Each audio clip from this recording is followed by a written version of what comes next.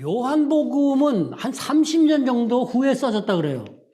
제 강의안과 뒤에 읽어보기를 반드시 읽어보세요. 요한복음 15장을 지금 선택을 했는데 읽고 그거 할 시간이 없으니까 제가 중요한 부분을 여러분한테 말씀드리고 갈게요. 요한 사도가 쓴 게 요한복음이 있고 요한 1, 2, 3서가 있고 요한 계시록이 있죠. 그죠? 요한이 그것을 쓸 때에 이스라엘의 상황이 아주 나빴어요. 왜냐하면 1세기, 2세기 초반에 로마가 망했으니까 그 전에 엄청난 핍박이 있었거든요. 그래서 자꾸 분열돼 나가니까 요한 1, 2, 3, 4가 나왔고 그런 핍박이 심한 환란 가운데 있으니까 반모섬에서 요한은 교회를 크리스찬 공동체를 바라보면서 고민했을 때 하나님이 보여주신 게 계시록이에요. 요한복음 15장을 가지고 여러분들이 집에서 읽어보시고 묵상을 하셨을 거예요. 요한복음 15장 1에서 15절은 특히 비유죠. 그죠? 자, 여러분들이 포도농사 지어보신 분, 포도나무 잘 아시는 분, 포도나무를 잘 모르면은 이게 잘 이해가 안 돼요, 사실은. 저기 띄워주는 포도나무를 좀 보세요. 일본 포도나무는 저게 가지가 땅바닥을 지금 기고 있는 겁니다. 포도나무가 어떤 나무인지 보세요. 그 다음 거요. 이게 포도나무예요. 그냥 내버려두면 저렇게 크는 거예요. 조금 더 나아지면 모아놓으면 3번. 이렇게 돼요. 이렇게 모래밭에 저렇게 깔려있어 저게 무슨 포도가 제대로 열먹겠어요. 4번 보여주세요. 여러분들은 이런 포도나무를 생각하는데 포도나무 자체의 습성은 다시 거꾸로 돌아가세요. 포도나무는 습성이 이래요. 저렇게 내버려두면 농부가 관리를 안 하고 키우지 않으면 열매 맺기는 맺어요. 땅바닥에서 먹지도 못하는 거 조금. 이런 포도나무를 다음 번 거 보여주세요. 이렇게 가꾸는 겁니다. 이렇게 가꿔서 열매를 맺는데 지금은 요만한 포도송인데 이 당시에 포도나무 가나안에서 가져 나온 포도나무는 포도 한 송이가 두 사람이서 쥐고 나오는 거예요. 그러니까 얼마나 풍성한 열매를 맺으라는 것을 알 수 있다는 거예요. 이 포도나무가 습성을 제대로 알고 농부가 이것을 어떻게 갖고 가느냐를 알아야 15장 1절부터 11절이 이미지, 그림이 그려지고 예수님이 의도하는 메시지가 나인데 들어와서 깨닫게 하고 나를 만져간다는 거예요. 근데 저거 전혀 모르면 좀 쉽지 않겠죠, 그죠? 그래서 비유는 비유의 대상을 정확하게 알아야 됩니다. 농부가 뭘 하는지, 가지는 어떻게 되어 있는 거지, 줄기는 언제, 가지는 어떻게, 가지가 땅바닥에 원래는 기어야 되는데, 이렇게 해야 되는데, 저렇게 돼야 되는데, 저게 그냥 되느냐라는 얘기예요. 저 그냥 안 된다라는 얘기예요. 저렇게 만드는 게 농부가 하는 일이에요. 그 농부가 하나님이래요. 저 줄기가 가지고 있는 저 줄기는 예수님이고, 저 열매가 맺히는 저 가지는 우리라는 거예요. 저 이미지를 가지고 읽어야 돼요. 그러면 어떤 열매를 맺는 건지 여기서 보세요. 제일 이상하게 쓰인 말이 제거한다는 건데 농부가 열매를 맡기 위해서 그냥 잘라버린다, 열매 안 맺는다고 제가 지난번에 한번 얘기한 것 같아요. 그거 아니다라는 얘기예요. 이거는 아이로라는 단어를 잘못 번역해서 사용한 거예요. 성경에 여러 곳에서 아이로는 들어 올리다, 뭐 이런 지고 간다, 이런 뜻으로 사용되지 이렇게 사용 안 된다는 거예요. 두 번째 거 보여주세요. 이렇게 돼 있는 포도나무를 지주대를 만들어서 이렇게 올려서 뭐예요? 들어 올려서, 그 제가 아니고 들어 올려서 흙 털고 먼지 털고 이렇게 매준다는 얘기예요. 그래야 깨끗하게 해서 열매 맺을 수 있다는 얘기예요. 그 얘기하는 거예요. 잘라버린다가 아니다라는 얘기예요. 그러니까 성경을 읽다가 이게 말이 안 되고 안 맞으면 여러분들이 연구를 해야 돼요. 찾아봐야 돼. 묵상을 해야 돼. 그러면 그 안에서 기가 막힌 깨달음을 주신다는 거예요. 아, 하나님이 이렇게 하신다는 거구나. 내가 옛날에 저렇게 땅바닥을 기고 있을 때 나를 붙들어서 들어 올려서 먼지 털고 뭐하고 해서 가지고 열매를 살아갈 수 있게 해준 그게 하나님이 하신 일이구나. 먼지는 뭐예요? 생각해 봐야 되잖아요. 그죠? 먼지는 뭘까? 열매를 맺지 못하게 방해하는 잎에 묻는 먼지는 뭘까? 그게 죄인가? 뭔가? 이렇게. 그 비유를 통해서 그 먼지와 흙과 이런 것은 죄에 해당되는 부분이구나. 그러면 죄를 털고 가야 열매가 맺어진다는 얘기지. 그러면서 거하라 그랬어요. 거하는 것도 뭐예요? 여러분들이 의문을 가지고 질문을 해라라는 얘기예요. 부부 사이에 같이 살면서 계속 같이 거하잖아요. 이렇게 같이 있잖아요. 마찬가지야. 주님의 말씀을 계속 그렇게 나누면서 지금 이게 돼야 된다는 얘기예요. 그게 말씀이 내 안에 거한다는 얘기예요. 성경에 읽고 연구 해석하면서 사랑 안에서 말씀이 내 안에 역사한 건, 나를 변화시킨 건 내 안에 법이 돼서 자리 잡는다는 얘기예요. 그때 하나님의 사랑이 내 안에 들어와. 그때 내가 하나님의 사랑을 하고 사랑 안에 거하고 하나님의 사랑이 내 안에 거한다는 얘기예요. 그때 일어나는 게 뭐예요? 성품의 변화, 성령의 열매, 이렇게 맺어진다는 얘기예요. 그게 영성이 형성되는 거고. 그것이 열매, 풍성하게 자라서 맺어간다는 얘기예요. 그거를 요한복음 1장에서 12절에 계속 얘기하고 있는 거예요. 여러분들한테 다가온 단어를 가운데 두고 문맥 안에서 그 포도나무를 생각하면서 하나님은 너 참 농부여 나는 참 포도나무고 너희는 가지니 열매를 많이 쭉 읽어가면은 그림이 싹 그려지면서 하나님의 마음이 나에게 싹 다가온다라는 얘기예요. 아버지가 농부와 아버지를 연결시키면서 하나님이 농부가 포도밭에 하는 것처럼 하나님이 내 삶 속에 역사하신 거를 기억나게 하셨다는 거예요. 그게 성경이 말씀을 조명해서 나를 드러내 보여주는 거예요. 그래야 우리가 기억하고 알지, 안 그러면 참 힘들어요.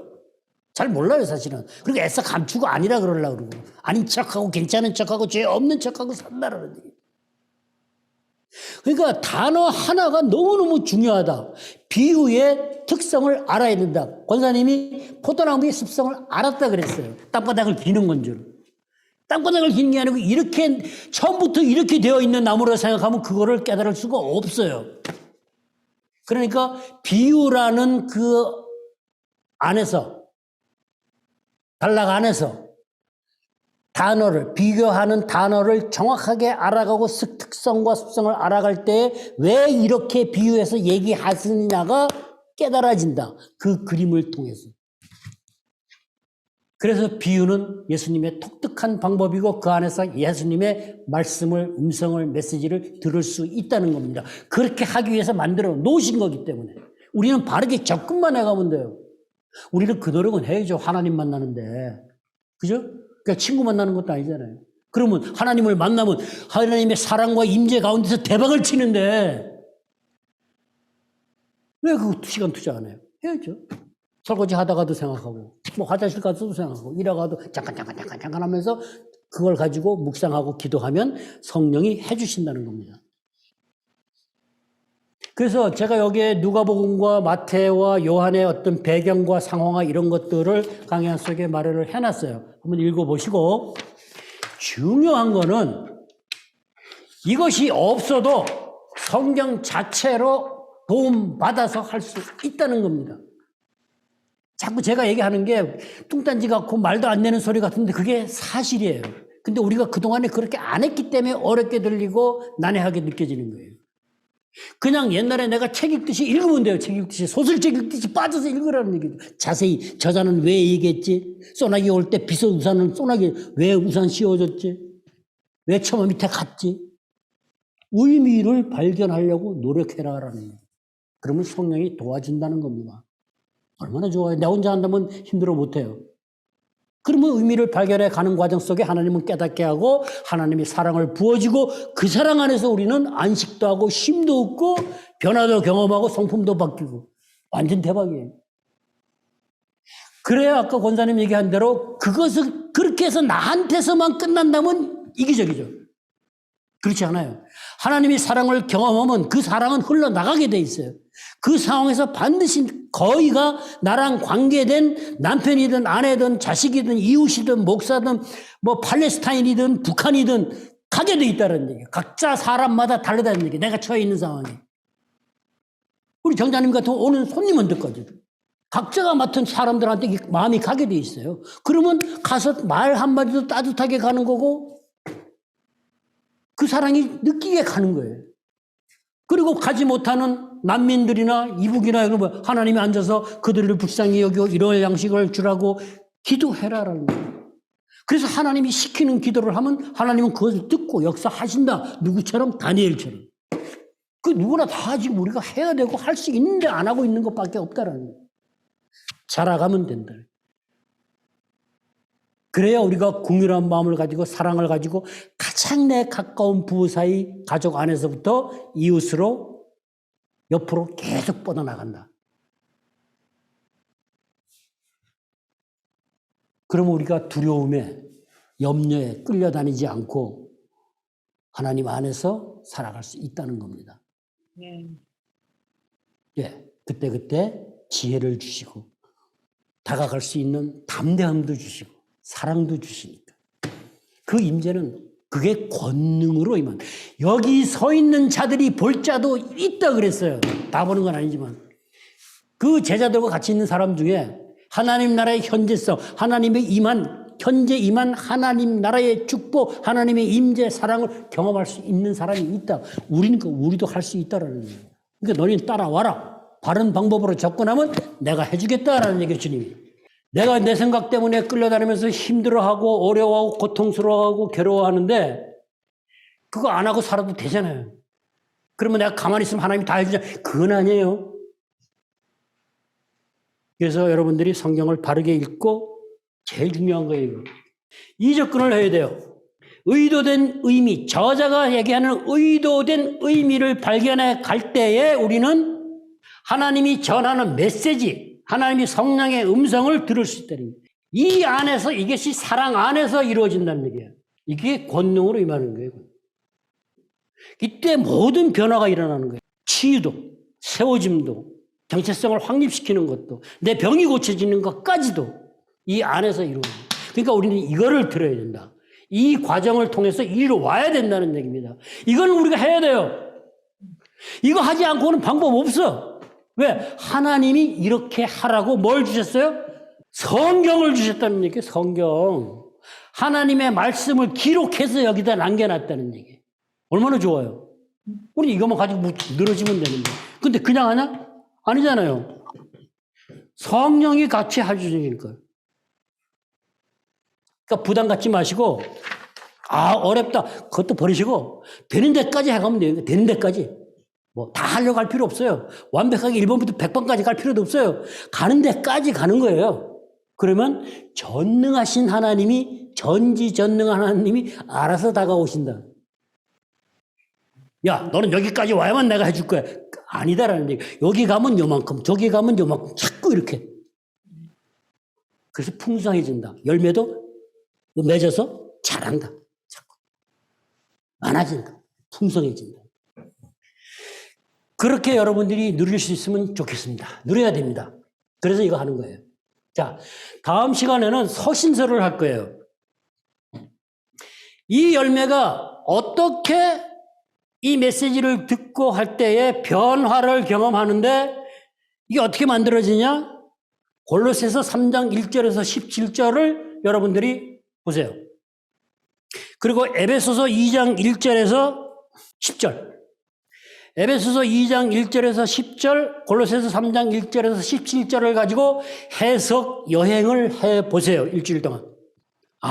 그러면 오늘 마가복음에서 얘기한 자기를 부인하고 자기 십자가를 지고 나를 따르라 부끄러워하지 않고 권능으로 임하는 것을 그 안에서 경험하는 과정을 풀어나간다. 그게 골로새서 3장 1절에서 17절에 있어요. 그렇게 할 수 있게끔 에베소서 1장에서 10절을 주셨고 골로새서 3장 1절에서 17절은 그 실제를 말씀하고 계신다. 우린 따라가면 된다. 그러니까 한 주일 동안에 특히 골로새서 3장 1절에서 10절을 많이 읽어보시고 해석 여행을 하시라. 여행은 목적지까지 가야 만족하고 이루는 것이 아니라 가는 과정에 사람을 만나고 나를 만나고 행복하고 기쁘고 나를 볼 수 있게 해주신다. 주님을 만날 수 있다. 이런 얘기입니다.